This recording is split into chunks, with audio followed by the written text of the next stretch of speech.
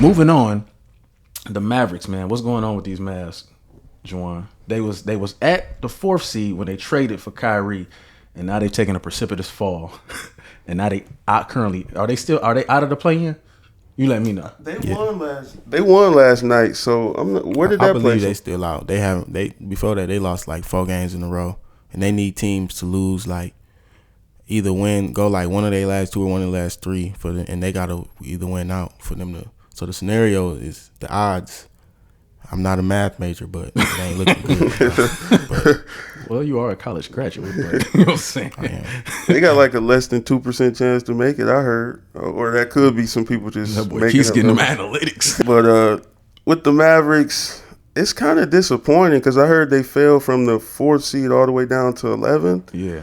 And that's just very disappointing when you have Luka and Kyrie teamed up on one squad. You know, you see the offensive power of those two, but it's a turnstile. They don't play no defense. Yeah. I mean, you got people just coming in and out the lane. Just it's two sides of the ball, and you got to definitely pick up on the other end too if you want to win games. You got to stop people. You can't just let people get straight to the hoop and score. You know, even though no matter how much scoring you could do, these other players, they're in the NBA too. Yeah. They can score about just as well. Maybe not as fancy, and they're not a superstar, but you definitely got to play some defense, and I think the Mavericks was really lacking that, That's the thing. Like, the league has changed so much over the last couple of years. Like, you used to be able to outscore people, but like, I mean, now they be putting up like 130, 140 in regulation. So like, even if you got 2 players getting 40, if the whole squad getting 140, it's like, bro, if you're not getting a stop, good luck. You know what I'm saying? So, I'm really curious, to see, because Kyrie gonna be a free agent, at the end of the season. So I'm really curious, like, with how much they've fallen from grace, especially how far they made it to the Western Conference Finals to what game? Was it game 7? No, game 6? It was 7, wasn't it? They went to 7 with Phoenix. They went to 7 with Phoenix. Yeah. I think they got popped in the. Yeah, I remember. We watched that game together. Warriors, huh? Yeah. Yeah, Warriors. Yeah.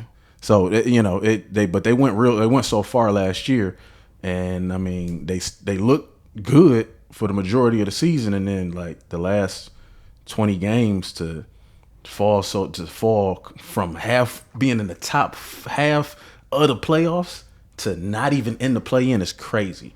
So like I'm like really curious as to really what Kyrie Irving's value is to the rest of the league, like how many teams are going to be wanting to pursue him, and if the Mavs is going to offer him that max contract that he going to want.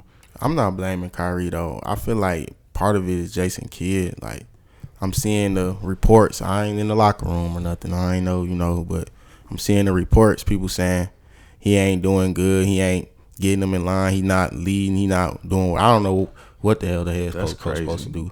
You know what I'm saying? But he ain't doing it apparently. And I remember I was hearing when he was in Milwaukee, he was being hard on them and making them run extra and do all this stuff. And I think it's just a toxic environment. And then it's not even Kyrie's fault, but I mean everything that comes around Kyrie, like they gonna blame him for everything. Then Luka don't stop crying to the refs, and I don't know that no one's checking Luka like, hey, hoop, like hoop, bro, like what are you doing? For sure, he a young guy that might need that veteran guidance, but I don't know if it's Jason Kidd or if it's Mark Cuban, because that roster construction. Now I don't know if Mark Cuban is responsible for that. He is, but hey, he is. So it's his fault, because I don't think you got the right piece. I think you just tried to make a big splash and go out and get a superstar, and then it just wasn't enough time for them to really gel.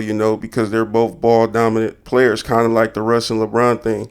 So it's kind of the roster construction. You got to build the right pieces around the, superstars if you want them to succeed. Yeah, that's a fact. I'm not necessarily opposed to Kyrie and Luka or going to get a superstar, because it is a superstar league. I feel like it's easier to find role players and defensive players and through free agency or draft some young guys and coach them up to be that So I'm not thinking that it's his fault for constructing this roster. I will say maybe he gave away too much to get Kyrie. They didn't really have defense like that before, and I feel like they got worse when they got Kyrie because I don't see Kyrie just guarding. Kyrie ain't never been no defender, so but he's a spectacular offensive weapon with a bag out of this world. But I mean, you give up your defensive pieces to get an offensive piece. You know what I'm saying? Like roster construction. Yeah, so that's. But I think you can come back from that. I just feel like they made a mistake losing Jalen Brunson, so they tried to make up for it by getting Kyrie, and then it ended up costing them too much. So this season's dead for sure for them. They're cooked. But next year they could probably pick up some pieces. Maybe make a few trades, draft a couple wing 3-and-D players, and try to get some young guys that run the floor or something that can help them. Because Luka can't and Kyrie can't either. Yeah, that's a fact. So you gonna sit them for the rest of the 2 games of the season?